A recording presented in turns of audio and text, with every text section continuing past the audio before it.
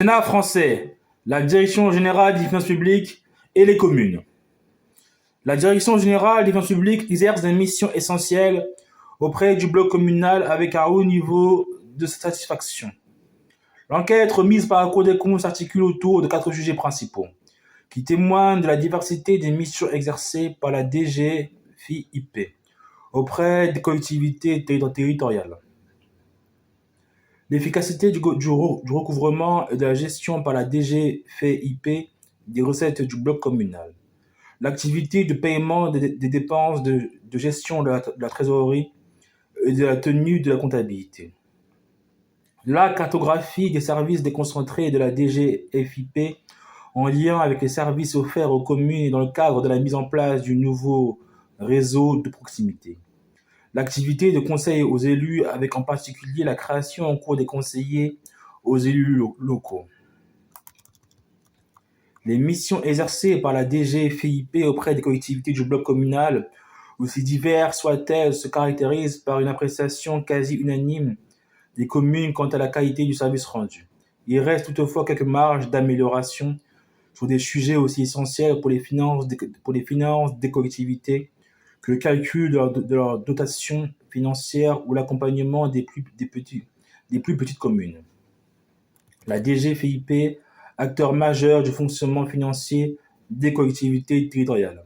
La DGFiP gère les ressources des collectivités territoriales, que ces ressources relèvent de l'impôt, des produits du domaine ou des revenus des services publics locaux.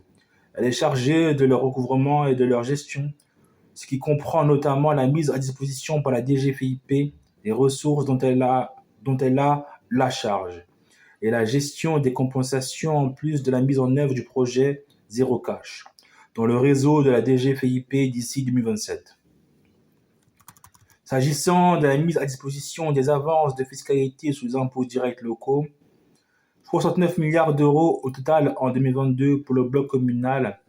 90% des versements se font dans les délais requis, ce qui est de nature à sécuriser les communes dans leur gestion financière. Les communes regrettent toutefois que les informations transmises sur leur dotation, montant, évolution annuelle, calendrier soient encore trop limitées au moment où elles sont en train d'élaborer leur budget, ce qui peut ensuite nécessiter des ajustements. De même, la stratégie Zéro Cash n'est pas sans soulever de nombreuses difficultés pour les collectivités et peut apparaître source d'inégalités territoriales.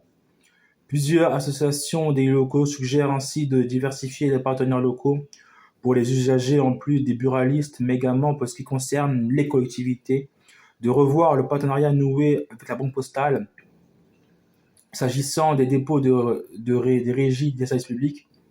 Un tiers des communes ne sont pas pleinement satisfaites de ce partenariat, ce qui doit amener à s'interroger sur l'adéquate prise en compte de leurs besoins.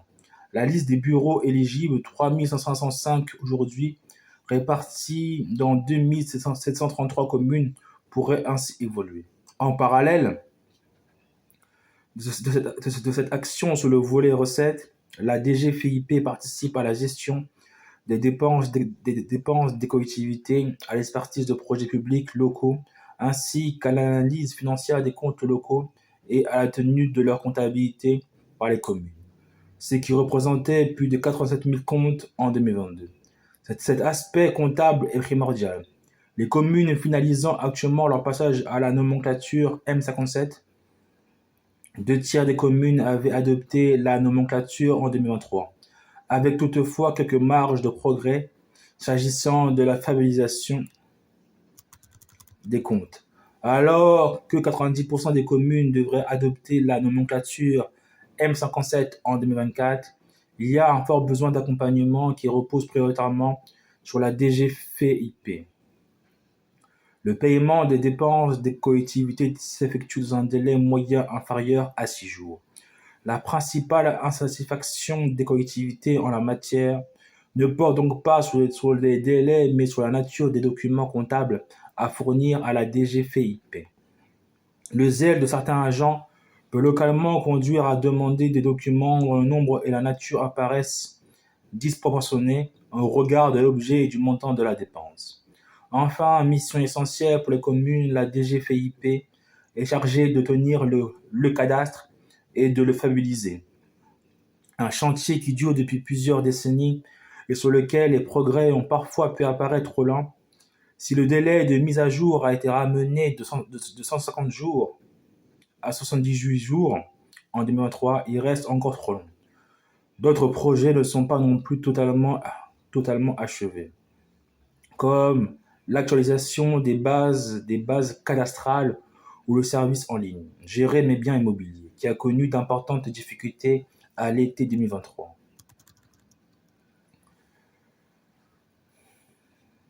GMBI est un service en ligne pour les usagers particuliers comme professionnels, qui offre une vision d'ensemble des propriétés bâties sur lesquelles l'usager détient un droit. Les contribuables ont eu l'obligation au premier semestre 2023 de déclarer l'occupation de tous leurs locaux d'habitation, soit près de 33 millions de biens. Face aux difficultés et interrogations suscitées par cette obligation déclarative, la date limite a été décalée à 2 reprises, du 31 juillet au 1er août, puis au 10 août. L'administration fiscale avait également annoncé qu'elle ferait preuve de bienveillance envers les retardataires de bonne foi. S'agissant d'une nouvelle obligation, les sanctions ne devraient ainsi être mises en place qu'à partir du 1er janvier 2024, après des rappels aux propriétaires concernés. La DGFiP a reconnu que le retour d'expérience était mitigé, du fait des incompréhensions autour de cette nouvelle obligation déclarative. Beaucoup de contribuables se sont ainsi inquiétés des conséquences de cette obligation et pour la première fois en 6 ans, le nombre de personnes se déplaçant dans un centre des impôts a augmenté. La DGFiP a convenu d'un passage difficile tant pour les agents que pour les contribuables. Alors que l'analyse des premières déclarations opérées via GMBI fait apparaître un ressaut significatif des bases cadastrales pour la taxe d'habitation sur les résidences secondaires et sur les logements vacants, de nombreuses rectifications ont eu lieu, au détriment des collectivités territoriales et de la visibilité dont elles ont besoin sur les recettes. Le projet foncier innovant qui recourt à l'intelligence artificielle a quant à lui produit des résultats plus fructueux, avec 125 000 redressements opérés pour des piscines non déclarées, pour un gain total pour les collectivités d'environ 50 millions d'euros. Il est en cours d'expérimentation pour la détection des bâtis isolés et les agrandissements de bâtis existants. Les agents de la DGFiP accomplissent ces missions près de 34 945 communes que comptait la France au 1er janvier 2023. La moitié de ces communes comptent moins de 500 habitants et 72% moins de 1000 habitants. Environ 79 000 agents de la DGFiP sont affectés au sein de son réseau déconcentré, soit 85% de ses effectifs totaux. Environ 93 000 agents. Si la majorité de ces agents sont chargés des missions précitées auprès des collectivités territoriales, d'autres sont plus particulièrement tournés vers les contribuables particuliers et professionnels. En 2022, selon les données publiées par la Direction générale des collectivités locales, les recettes des communes et de leurs groupements à fiscalité propre se sont élevées à 141 milliards d'euros, hors emprunt, un montant similaire à leurs dépenses qui se sont élevées à 141 milliards d'euros hors remboursement des emprunts. Le gouvernement a entamé en 2019 une importante restructuration du réseau de la DGFiP, désigné sous l'expression nouveau réseau de proximité. Cette nouvelle démarche n'était pas sans susciter quelques interrogations alors que le réseau déconcentré de la DGFiP n'a connu aucune phase de stabilisation depuis la création de la direction générale. La DGFiP est soumise depuis longtemps à de profondes transformations visant son réseau, et notamment les trésoreries et services des impôts. Le nombre de services déconcentrés a connu une importante contraction, en particulier sur la période 2015 à 2019. La fermeture ou la fusion des services locaux a longtemps été décidée sur une base annuelle en ciblant en priorité les petites structures et donc sans projet structurel et sans évaluation. Par exemple, des effets de la dématérialisation sur les métiers de la DGFiP. Comme l'a rappelé M. Antoine Magnan, directeur général par intérim lors de l'audition devant la commission, le seul impératif était de fermer un nombre suffisant de structures pour respecter la trajectoire d'emploi négatif de la DGFiP, dont les effectifs ont diminué de près de 40% en 20 ans. En 2019, le réseau déconcentré de la DGFiP se composait ainsi de près de 3500 services locaux. 701 services comptaient 5 agents au moins, suscitant de fait des difficultés de gestion et des pertes d'efficience.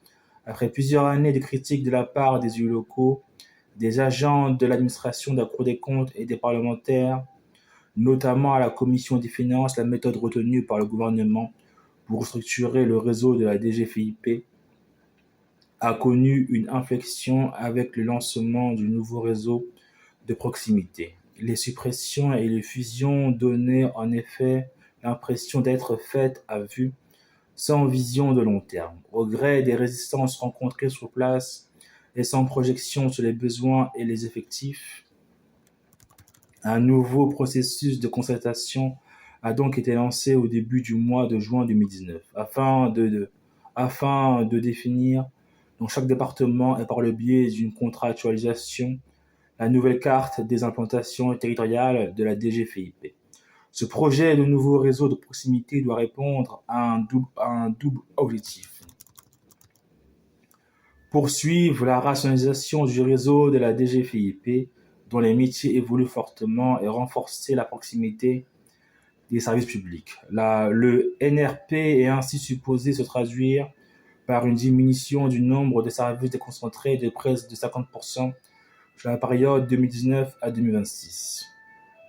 En parallèle, le gouvernement avait annoncé une augmentation des points de contact de la DGFiP de 30% sur la même période, avec un accès à un accueil de proximité à moins de 30 minutes dans l'ensemble des cantons. La base de référence est l'année 2019 avec une présence de 1977 communes. Comme l'a toutefois rappelé à plusieurs reprises le rapporteur spécial de la mission Gestion des finances publiques, il convient de distinguer ce qui recouvre ces points de contact entre le passage d'un bus itinérant ou la tenue d'une permanence une demi-journée par semaine. Il alertait notamment sur la nécessité d'allier un niveau élevé de qualité de service public à un maillage fin du territoire. La mise en œuvre du nouveau réseau de proximité comprend le déploiement de nouveaux interlocuteurs pour les élus locaux, les conseillers aux décideurs locaux. Ces conseillers ont vocation à devenir les interlocuteurs privilégiés des ordonnateurs des collectivités territoriales. L'instauration des CDL, après la création des services de gestion comptable, a conduit à séparer deux métiers, comptabilité et mission de conseil. Jusqu'ici traditionnellement exercé par une seule personne, le comptable public, les élus locaux ont pu temporairement avoir l'impression de perdre en lisibilité quant à leur interlocuteur. L'une des recommandations de la Cour des comptes dans son enquête portant d'ailleurs sur la nécessité de réaliser dès 2024 un bilan du déploiement des CDL et de l'articulation entre ces derniers et les SCG, du point de vue de leur relation avec les élus locaux. Ce n'est pas la première fois que la DGFiP promet l'accompagnement et le conseil dans ses relations avec les collectivités territoriales.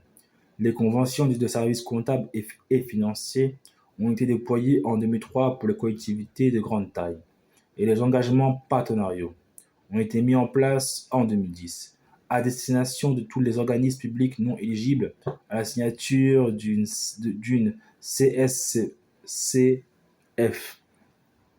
Ces deux dispositifs visent à améliorer la performance administrative des services de l'ordonnateur et du comptable, l'efficacité des circuits comptables et financiers ainsi que la qualité du service rendu aux usagers. Compte tenu d'une convention de services comptables et financiers et d'un engagement partenarial, Une CSCF et un EP sont constituées d'une convention, de fiches d'actions et d'un tableau de suivi. Elles sont conclues sur la base du volontariat pour une durée de 2 ans à 5 ans et comportent 4 à 5 axes de travail. Amplification des échanges entre l'ordonnateur et le comptable en renforçant la dématérialisation. Amélioration de l'efficacité des procédures en optimisant la chaîne de dépenses et de recettes. Amélioration de la lisibilité des comptes en renforçant leur fiabilité. Développement de l'expertise comptable, fiscale, financière et domaniale. Par ces conventions de partenariat, la DGFiP défend un accompagnement différencié et adapté à chaque collectivité. Conseil fiscal, financier et juridique. En échange d'engagements sur des objectifs opérationnels, suivi des réformes et des actions, par exemple la mise en place d'un service facturier. La démarche proposée par le CDL se distingue toutefois de ces deux outils en ce qu'elle propose un accompagnement à l'ensemble des collectivités et ne s'appuie sur aucune contractualisation. Le rapporteur spécial regrette toutefois que l'articulation entre les conventions de partenariat et le nouveau dispositif des CDL n'ait encore fait l'objet d'une évaluation. Les CSCF et les EP sont des outils sur lesquels le recul est désormais suffisant pour en effectuer le bilan. Le déploiement des conseillers aux décideurs locaux doit répondre à deux aspirations différentes. Du côté des collectivités territoriales, les besoins ne sont pas les mêmes. Les plus petites collectivités ne disposant pas de la même expertise en interne que les plus grandes. Du côté de la DGFiP se pose la question de savoir s'il s'agit d'un service véritablement nouveau au profit des collectivités ou simplement d'une manière de réemployer une partie des agents en poste dans des trésoreries désormais fermées. Ainsi, la principale question soulevée par la restructuration du réseau de la DGFiP et la mise en place de nouveaux interlocuteurs pour les élus locaux demeure de savoir si ces changements d'ampleur se sont traduits par un maintien du service public à qualité constante pour les usagers. Le déploiement du nouveau réseau de proximité et des conseillers aux décideurs locaux s'est avéré être une source d'inquiétude pour de nombreux élus locaux, qui ont craint que ces deux évolutions conjointes ne se traduisent par un moindre niveau d'accompagnement et de soutien. C'est d'ailleurs ce qui a conduit la Commission des finances à demander à la Cour des comptes une évaluation de l'action de la DGFiP auprès des collectivités du bloc communal, évaluation qui devait s'inscrire dans le contexte particulier de la restructuration de son réseau déconcentré. L'enquête de la Cour des comptes intègre de manière inédite un sondage mené auprès d'un échantillon représentatif de collectivités du bloc communal. Si globalement l'appréciation portée sur l'action de la DGFiP est positive, des divergences se font jour entre les communes urbaines et rurales, en particulier sur le maillage territorial du réseau de la DGFiP. Alors que la mise en place du nouveau réseau de proximité est supposée s'achever en 2026, la Cour des comptes souligne qu'en dépit de l'ampleur de la restructuration, la DGFiP est en avance sur ses objectifs. 97% du réseau cible devait ainsi être atteint à la fin de l'année 2023. Seules demeurent quelques opérations immobilières complexes en région. Le nombre de services locaux devrait passer de 3500 à 2000, tandis que le nombre de communes disposant d'un point de contact augmenterait de 1977 à plus de 3000. Cette évolution est principalement due à la présence de la DGFiP dans les espaces France Service. Le rapporteur spécial relève qu'une fois n'est pas coutume, la constatation si souvent galvaudée n'est pas restée en vains mots dans le cadre de la mise en place du nouveau réseau de proximité. L'enquête de la Cour des comptes a confirmé qu'une large concertation a été menée tant au niveau national qu'au niveau local, avec les organisations syndicales et les élus sans pour autant parvenir à les convaincre. Les chartes signées couvrent désormais 71% de la population et 73% des communes. Et des projets ont pu connaître des évolutions substantielles. Dans 3 départements, 8 ou 9 services locaux supplémentaires ont été créés à l'issue de la concertation par rapport au projet cible. Dans 14 départements, au minimum 5 et au maximum 8 services supplémentaires ont été créés. Dans 72 départements, le nombre de services a augmenté de 0 à 5 par rapport au projet cible. Dans 11 départements, le nombre de services est resté stable ou a diminué d'une ou deux implantations.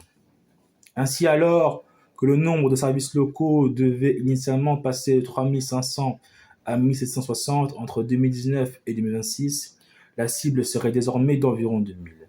53 antennes provisoires et 263 antennes pérennes supplémentaires ont été créées, en majorité pour pallier les difficultés liées au déplacement des agents dans certains départements en raison de la reconfiguration du réseau. Cette dernière se traduira également par une nette diminution du nombre de services locaux comprenant moins de 500 agents. La densification des services est une évolution positive. Elle permet de garantir un service financier de qualité dans la durée en lieu et place des petits services davantage soumis aux aléas des absences, des départs en retraite et des mobilités. Près de 60% des services déconcentrés qui compteront moins de 5 agents à l'issue de la restructuration du réseau de la DGFiP seront des antennes et seront donc à la fois proches des usagers et adossés à un service de plus grande échelle. Force est de constater que le principe longtemps défendu d'une trésorerie par intercommunalité apparaît peu adapté aux réalités territoriales. Certaines intercommunalités comptent des dizaines de milliers d'habitants, d'autres à peine quelques milliers. L'abandon de cette grille de lecture trop rigide est donc plutôt un gage d'adaptabilité du réseau de la DGFiP aux particularités d'un territoire. La signature des chartes doit par ailleurs et enfin apporter un peu de stabilité au réseau déconcentré de la DGFiP. La pérennité des nouvelles implantations territoriales est garantie au moins jusqu'au 31 décembre 2026. Cette perspective semble encore trop proche pour le rapporteur spécial qui estime nécessaire, après les efforts consentis sur le réseau et sous les emplois, d'apporter un peu plus de visibilité aux collectivités territoriales et aux usagers. Pour autant, concertation n'est pas acceptation. Il y a un décalage significatif entre les constats de la Cour des comptes plutôt positifs quant au rôle de la DGFiP et la conduite de la restructuration de son réseau, et le ressenti des élus locaux sur le terrain et au plus près de la vie quotidienne de nos concitoyens. Ainsi, seulement 32% des communes rurales interrogées par la Cour considèrent que la nouvelle carte des implantations de la DGFiP est pertinente. Ce taux est porté à 53% pour les communes non rurales, ce qui reste bien inférieur aux résultats obtenus sous autres sujets soumis à l'appréciation des communes, à savoir généralement près de 80% de satisfaction pour les services remplis par la DGFiP au profit des collectivités du bloc communal. Ainsi que le souligne la Cour, la fermeture des petites trésoreries locales est souvent vécue comme un symptôme du retrait de l'État dans les territoires et comme la perte d'un expert de proximité. Sur les questions budgétaires et financières, dans un contexte de surcroît marqué par des tensions tant qu'au recrutement et à la formation des secrétaires de mairie. Si le déploiement des conseillers aux décideurs locaux peut remédier en partie à ces craintes et contrebalancer le sentiment d'abandon parfois ressenti par les communes rurales, encore faut-il que leur répartition soit adaptée aux besoins exprimés par les collectivités. Le regard porté sur les CDL est très positif. D'après le sondage réalisé par la Cour des comptes, 90% des communes ont bien identifié leurs conseillers et 82% apprécient leur action en matière budgétaire, fiscale, comptable et financière. Ce résultat confirme celui de l'enquête menée par la DGFiP avec un taux de satisfaction de 88% en 2022. 400 000 prestations ont été réalisées par le CDL cette même année, soit en moyenne 500 prestations par conseiller. 54% de ces prestations ont concerné le conseil budgétaire et comptable, préparation budgétaire, qualité et fiabilisation des comptes. 8% le conseil fiscal et 8% les recettes. Pour autant, le rapporteur spécial regrette que le gouvernement et la DGFiP n'aient pas tenu leur engagement, alors même que ces conseillers jouent un rôle primordial auprès des plus petites collectivités, et en particulier auprès des communes rurales. En 2022, 80% des prestations des CDL ont ainsi été réalisées au profit des communes et 68% au profit de communes de moins de 3 500 habitants. Or, alors que 1200 conseillers étaient promis d'ici 2025, la cible a été revue à la baisse à 983 CDL, 917 conseillers étant déjà en poste au mois de décembre de 2023. C'est d'autant plus curieux que l'enquête de la Cour des comptes met en exergue un déséquilibre dans la répartition de la charge de travail entre les CDL, alors que la DGFiP estimait qu'un conseiller aurait environ 73 comptes à sa charge. Ce nombre est d'environ 46 en moyenne dans les départements de plus d'1 million d'habitants et de 80 dans les départements de moins d'1 million d'habitants. La DGFiP doit impérativement conduire une nouvelle évaluation de la cible adéquate du nombre de CDL. Les élus locaux sont de plus en plus exigeants à l'égard de leurs conseillers et sont amenés à se tourner de plus en plus vers eux, ce qui pourrait accroître les déséquilibres constatés quant à leur charge de travail. L'évaluation ne doit donc pas se contenter de procéder à des moyennes nationales, mais être beaucoup plus fine et territorialisée. En sus des préoccupations suscitées par le maillage territorial du réseau déconcentré de la DGFiP et par la répartition des conseillers aux décideurs locaux, d'autres sujets qui relèvent du quotidien des élus locaux et de nos concitoyens soulèvent des inquiétudes. Il s'agit notamment des bases cadastrales et foncières et de l'accompagnement des populations éloignées du numérique. Les attentes exprimées par les collectivités du bloc communal à l'égard de la DGFiP sont particulièrement fortes du côté des communes rurales, qui s'appuient sur des équipes restreintes et ne disposent que peu, voire pas, d'expertise en interne en matière financière. Elles s'appuient ainsi bien souvent sur les 23 000 secrétaires de mairie, dont 60% exercent leurs fonctions à temps partiel.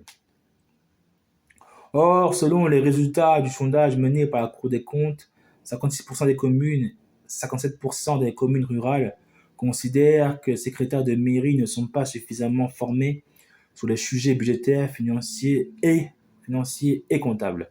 Par ailleurs, les collectivités sont aujourd'hui confrontées à d'importantes tensions de recrutement.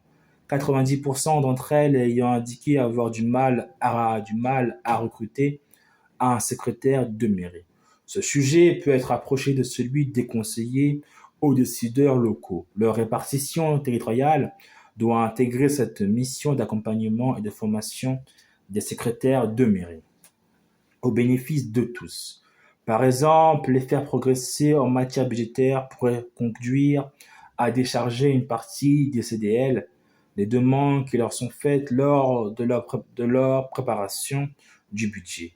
Les conseillers n'interviendraient plus pour la préparation complète d'un budget, mais plutôt sur des points précis, présentant une complexité particulière.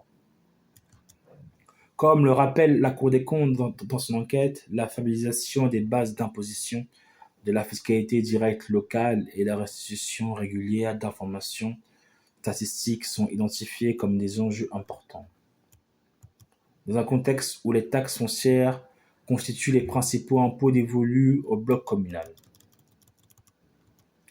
L'actualisation des bases cadastrales n'est pas un problème nouveau pour le bloc communal.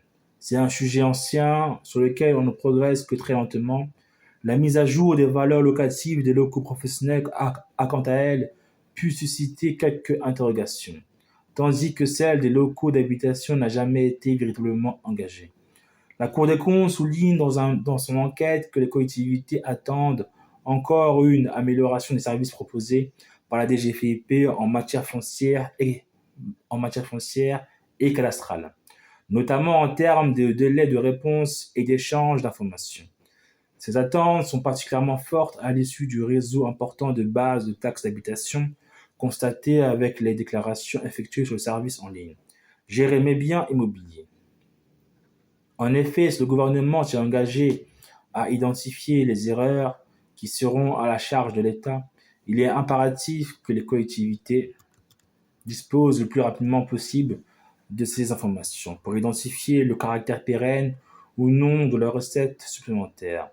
Dès lors, et de manière plus générale, il est nécessaire que la DGFiP soit en mesure de communiquer aux décideurs locaux des informations statistiques précises sur la nature des contribuables. Assujettis aux taxes foncières, cet échange peut être réciproque. Dans les petites communes, les maires ont souvent une connaissance plus fine du tissu bâti que l'administration fiscale. Certains de nos concitoyens éloignés du numérique sont aujourd'hui dans l'incapacité d'effectuer leurs démarches par Internet, tandis que les services sont parfois difficilement joignables par téléphone. Dans ce contexte, il est impératif de conserver un accueil physique des contribuables avec une haute qualité de service. 7 millions de personnes ont été accueillies au guichet des services déconcentrés de la DGFiP en 2023, alors que le prélèvement à la source et la suppression de la taxe d'habitation sur les résidences principales avaient conduit à anticiper une baisse de la fréquentation. Ce chiffre très élevé s'explique aussi par les inquiétudes suscitées par la nouvelle obligation déclarative. Le service en ligne, gérer mes biens immobiliers, ce qui a de nouveau illustré la crainte que peut susciter chez une partie de nos concitoyens des démarches entièrement dématérialisées, à réaliser sans l'appui d'un accompagnement pas personnalisé. Il est important de rappeler que selon la Défenseure des droits, 13 millions de personnes connaissent des difficultés d'accès aux services numériques. Un nombre qui stagne depuis 2019, les laissés pour compte de la dématérialisation étant toujours aussi nombreux. Il est par exemple paradoxal que le gouvernement, pour vanter l'accessibilité des services publics, enjoigne aux usagers de consulter des cartes dématérialisées des points d'accueil de proximité ou des espaces France Service. Ainsi, et ayant plusieurs fois abordé le sujet dans ses rapports budgétaires sur la mission gestion des finances publiques, le rapporteur spécial ne peut que partager la recommandation de la Cour des comptes appelant à compléter les outils de recensement de la satisfaction des usagers, avec des enquêtes permettant de mesurer les difficultés d'accès de certaines populations éloignées des outils dématérialisés. À cet égard, la participation de la DGFiP aux espaces France Service apparaît cruciale. Pour continuer d'accompagner les populations les plus fragiles, celles qui sont éloignées du numérique ou encore les contribuables dont la situation fiscale ne rentre pas dans les dispositifs de déclaration standard, le rapporteur spécial soutient donc pleinement la recommandation de la Cour des comptes appelant la DGFiP à conforter sa participation à ces espaces dans une démarche de mutualisation des moyens et en étant attentif aux besoins exprimés. Un tiers des communes considèrent que la participation de la DGFiP aux espaces France Service est encore insuffisante. Ces espaces permettent pourtant de ramener les services publics au plus près de la population et de la vie quotidienne de nos concitoyens. Un enjeu primordial pour remédier aux fractures territoriales.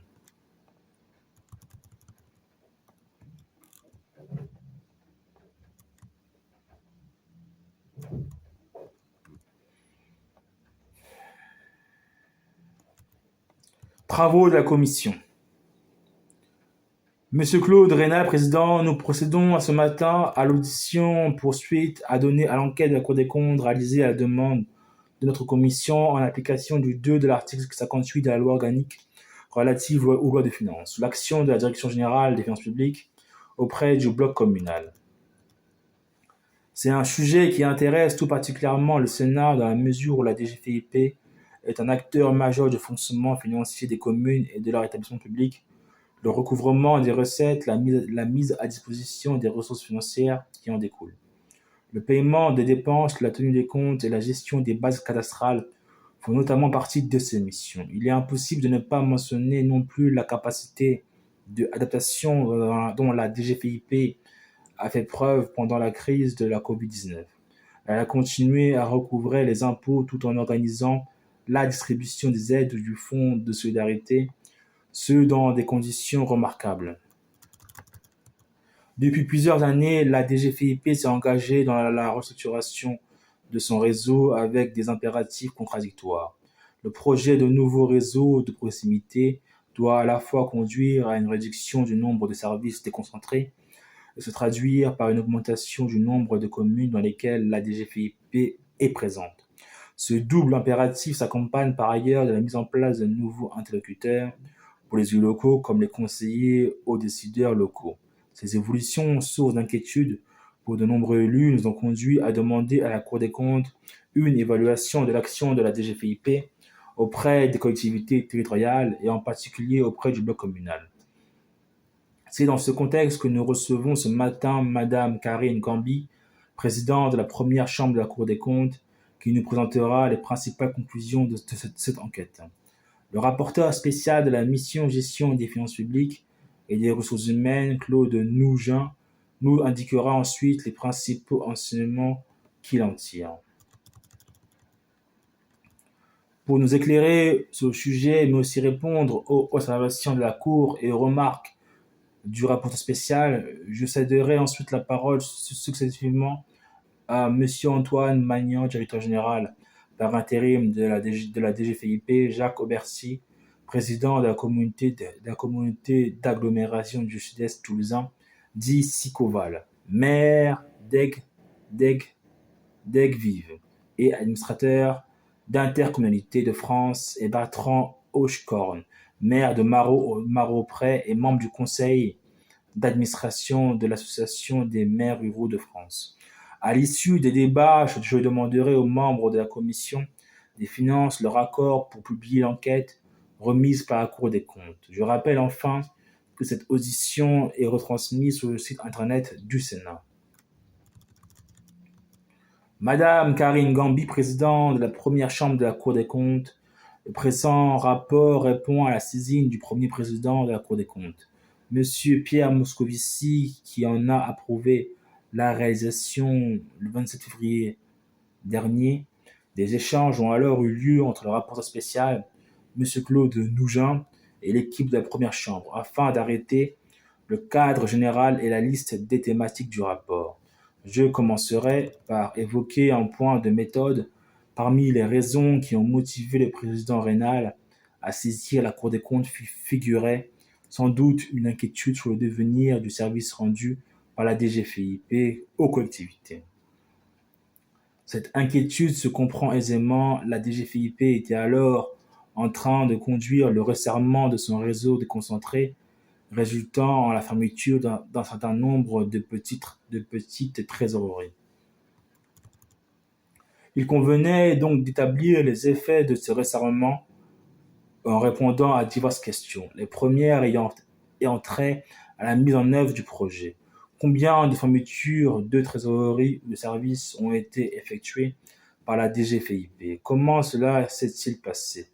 Quelle organisation nouvelle a été mise en place? Une autre interrogation concernait les missions menées de la DGFiP auprès du bloc communal. Ces changements structurels ont-ils eu un impact sur la qualité du service rendu aux communes, notamment celles qui sont situées en zone rurale? Pour répondre à ces interrogations, notre équipe de travail a collecté des informations chiffrées et non chiffrées, mené des entretiens, effectué des déplacements, Nous avons aussi tenu à consulter les communes et leurs groupements au moyen d'un sondage qui a permis de recueillir l'avis des collectivités sur la qualité du service rendu par la DGFiP. Nous avons constitué un échantillon selon les règles en usage sur le plan statistique, de sorte que le résultat inséré en annexe du rapport peut être considéré comme représentatif. J'en viens au fond du sujet. Je présenterai d'abord l'action de la DGFiP auprès du bloc communal et la qualité perçue de cette action. J'évoquerai ensuite l'impact du resserrement du réseau déconcentré de la DGFiP au travers du projet NRP. Enfin, je déclinerai les recommandations permettant de consolider l'action de la DGFiP, en particulier du point de vue de la relation avec les collectivités du bloc communal. Commençons par les actions menées par la DGFiP auprès du bloc communal, comme d'ailleurs auprès des autres collectivités locales. À cette occasion, je vous présenterai les indicateurs dont nous disposons pour mesurer l'efficacité de cette action et la manière dont les communes et leurs groupements perçoivent la qualité des services rendus par la DGFiP. Cette dernière exerce à la fois les missions fiscales, assiettes et recouvrement des impôts, des taxes et autres recettes publiques et des missions de gestion publique, contrôle et paiement de dépenses de l'État, des collectivités territoriales et des hôpitaux, tenue des comptabilités. En 2019, le réseau déconcentré de la DGFiP comprenait exactement 3 499 services implantés sur le territoire national. Leur nombre devait être à 1761 à l'issue du projet NRP, soit une baisse de près de la moitié à l'horizon 2025. À l'échelle nationale, cette administration compte environ 93 000 agents, dont 85% travaillent au sein du réseau déconcentré. La DGFiP est un acteur majeur du fonctionnement financier des collectivités et de leurs établissements publics en ce qu'elle recouvre les recettes des collectivités, met à disposition les ressources financières qui en découlent, paye leurs dépenses, tient leurs comptes et gère les bases cadastrales. Ces missions prennent d'autant plus d'importance auprès du bloc communal et singulièrement auprès des communes rurales, la grande majorité d'entre elles ne disposant pas toujours de ressources humaines bien formées dans ces domaines techniques.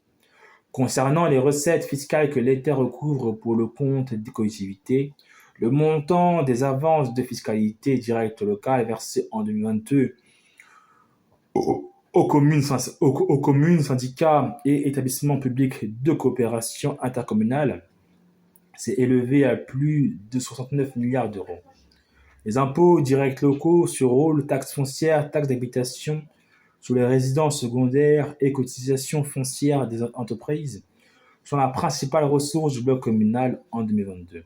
S'élevant à 45 milliards d'euros, j'y ajoute les fractions de TVA leur étant affectées ou les impôts autoliquides, tels que la cotisation sur la valeur ajoutée des entreprises, en cours de suppression. Le sondage effectué par la Cour des comptes à l'occasion de cette enquête confirme une bonne perception par les collectivités du respect du calendrier de versement. Les communes regrettent cependant de ne pas toujours disposer, lors de l'élaboration de leur budget, du montant des dotations qui leur seront attribuées, ces informations pouvant leur être communiquées assez tardivement, alors que le budget est déjà élaboré.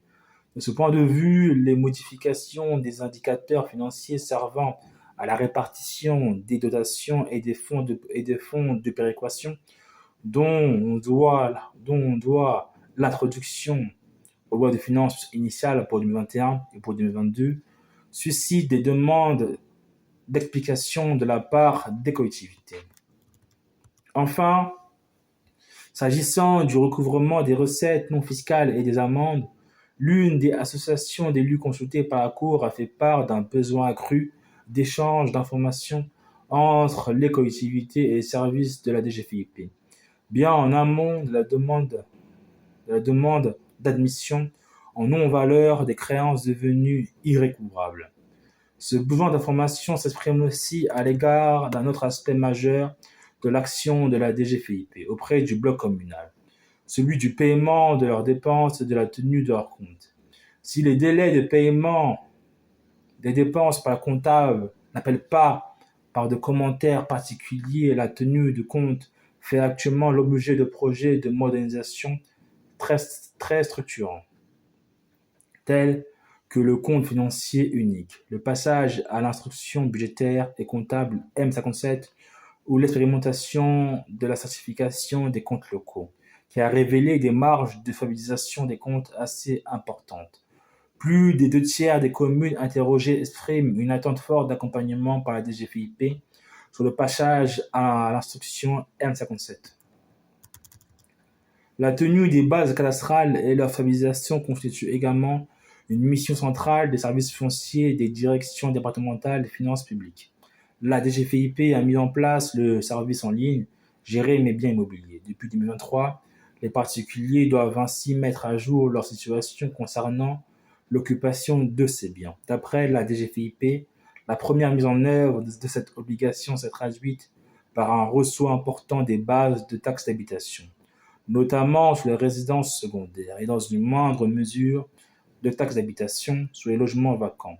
Ce ressaut a été notifié sans explication suffisante à l'automne 2023. Aux collectivités locales, il relève dans une proportion qui reste à déterminer, soit d'une régularisation des bases avec un effet pérenne, soit de déclarations erronées.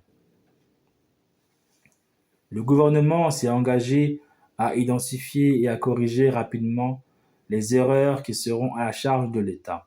Une information rapide des collectivités est cependant nécessaire pour identifier le caractère pérenne ou non de ces recettes supplémentaires. Sur ce sujet, les collectivités interrogées par la Cour attendent encore une amélioration des services proposés par l'administration fiscale en matière foncière et cadastrale, notamment en termes de délai de réponse et d'échange d'informations.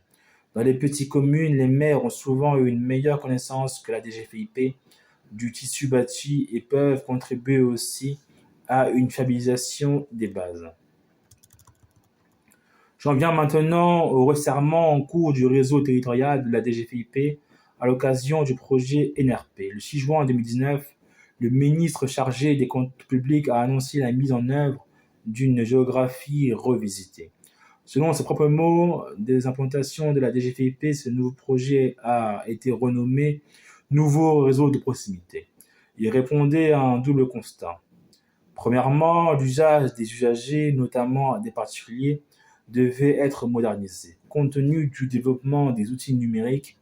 Deuxièmement, les réorganisations précédentes du réseau de la DGFiP, marquées chaque année par la fermeture de petites trésoreries locales, ne se situaient ni dans un plan ni d'un calendrier d'ensemble. On ne disposait donc d'aucune visibilité sur les résultats souhaités dans ce domaine. Conformément au contrat d'objectifs et de moyens de la DGFiP, le nombre total de communes comportant des points assurant une présence physique de la DGFiP, même de façon temporaire, devait initialement être porté de 2000 à 2500 à la fin de l'année 2023, soit une augmentation de 30%. Aujourd'hui, cet objectif est largement dépassé à la fin de l'année 2022. 2980 communes comportaient une présence de la DGFiP. Ce nombre devait même passer à environ 3000 fin 2023. Parallèlement, le nombre de postes comptables devait diminuer de moitié, passant de 3500 à 1700 à l'issue des opérations de réorganisation prévues de façon échelonnée jusqu'en 2025. Cet objectif a presque été atteint. De nouvelles structures, les services de gestion comptable regroupent désormais les anciennes trésoreries locales.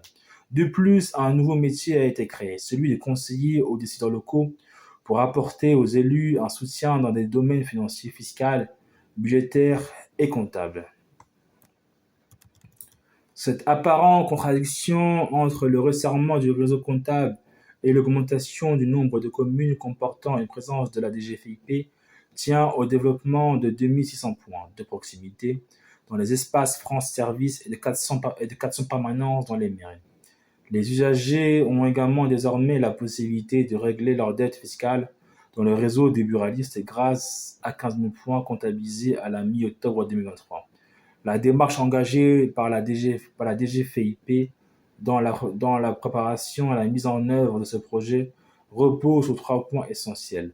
Tout d'abord, cette démarche est à la fois globale, pluriannuelle et concertée. Elle s'appuie sur des cibles chiffrées d'implantation de nouveaux services jusqu'en 2026. Cependant, l'essentiel des réorganisations est intervenu entre 2020 et 2023. Seules quelques opérations immobilières encore complexes restent à mener en région. Ces cibles ont fait l'objet d'une large concertation avec les élus locaux, les organisations syndicales et l'ensemble des agents de la DGFIP sur la base des cartes des implantations projetées, les organisations syndicales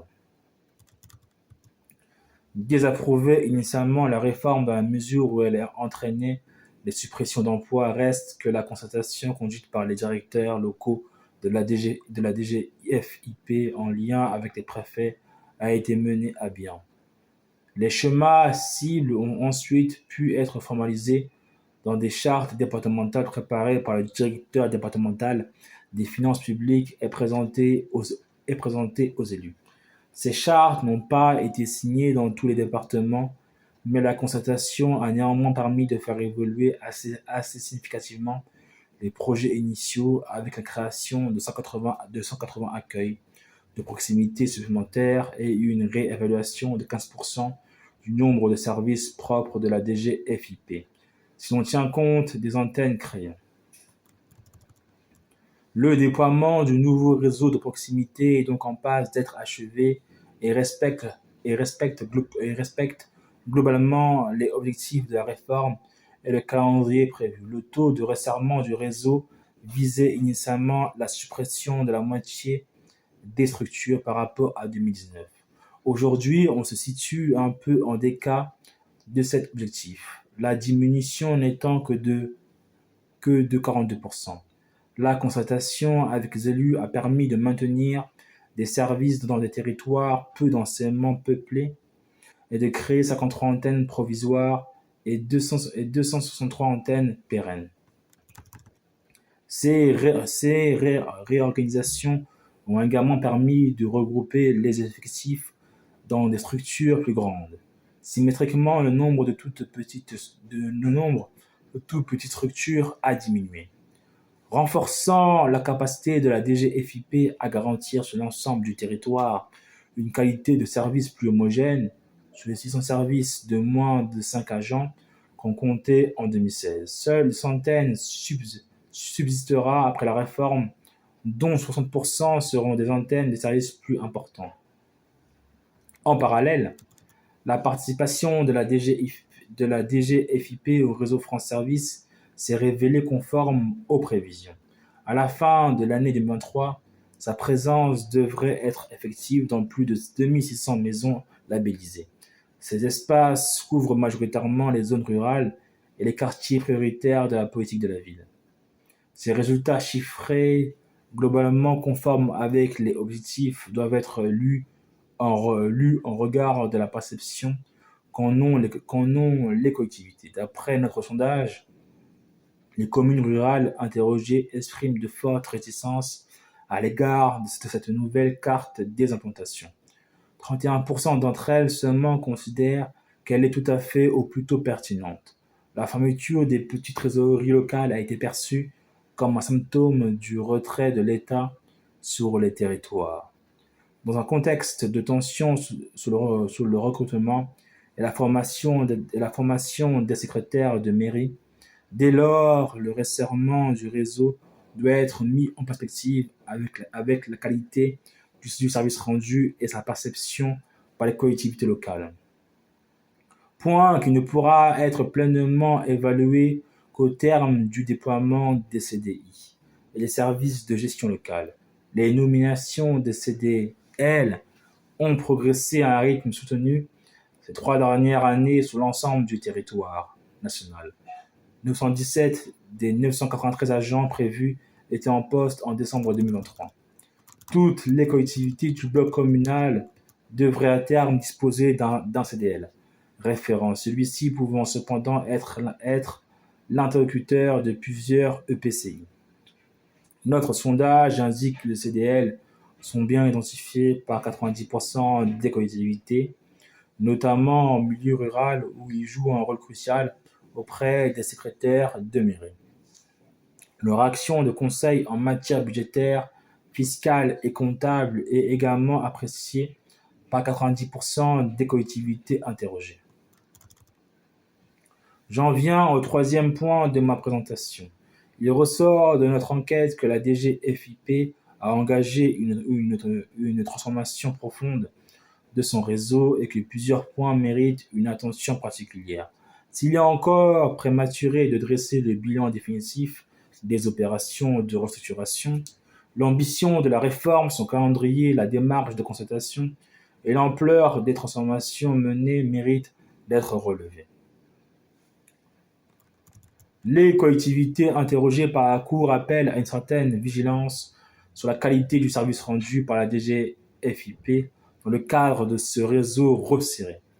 Les attentes sont particulièrement importantes dans les communes rurales, surtout dans celles de moins de 3 500 habitants. Les équipes sont restreintes et connaissent d'importantes difficultés de recrutement.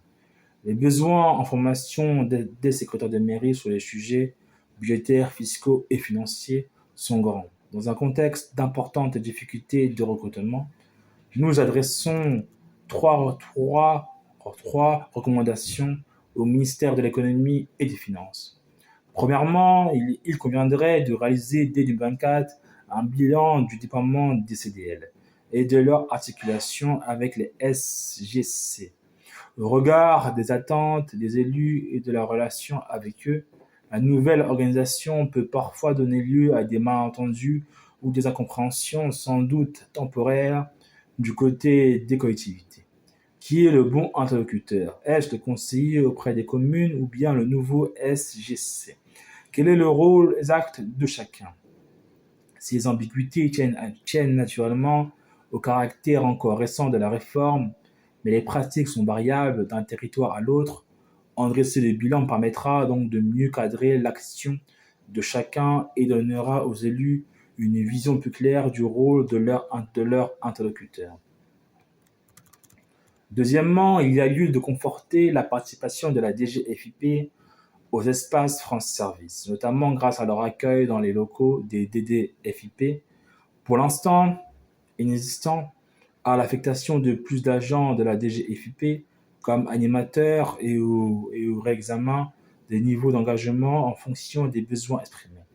Troisièmement, il serait bon de compléter les outils de recensement de la satisfaction des usagers par les enquêtes permettant de mesurer les difficultés d'accès des populations qui, dans les territoires ruraux comme ailleurs, peinent à utiliser les outils dématérialisés dont dispose la DGFiP.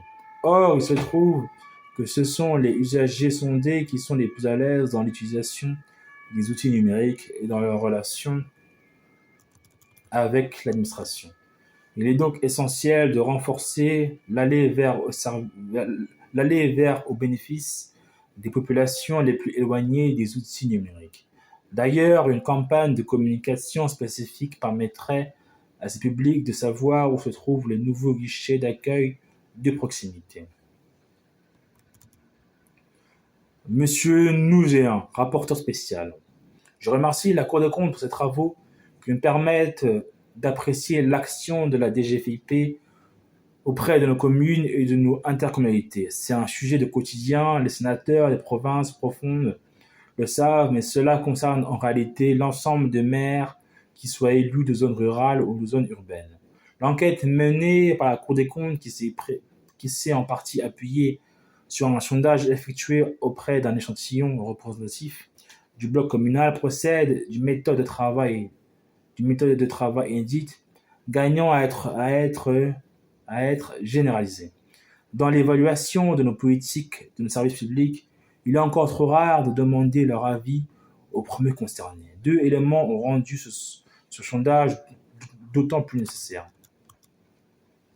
D'une part, nous ne disposons aujourd'hui que des évaluations conduites par la DGFiP elle-même sur la qualité des services rendus aux collectivités territoriales. Nous ne doutons pas de l'impartialité de ces évaluations, mais il est toujours utile de pouvoir disposer d'une autre source d'information.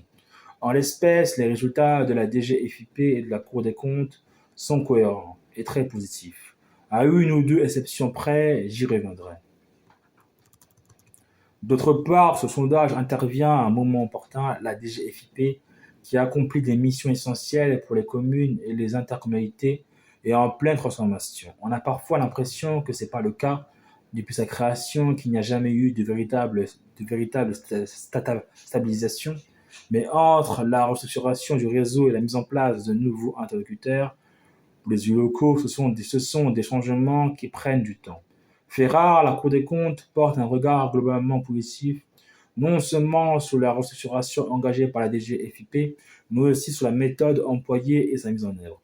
Je commencerai par parler de la restructuration. La DGFiP, c'est près de 80 000 agents travaillant dans les services déconcentrés, environ 1800 postes comptables et une présence assurée dans près de 3000 communes. Ainsi, la diminution prévue du nombre de services déconcentrés de plus de 50% entre 2019 et 2026 s'accompagne d'une augmentation aux espaces France Service. Vive la France, vive la démocratie!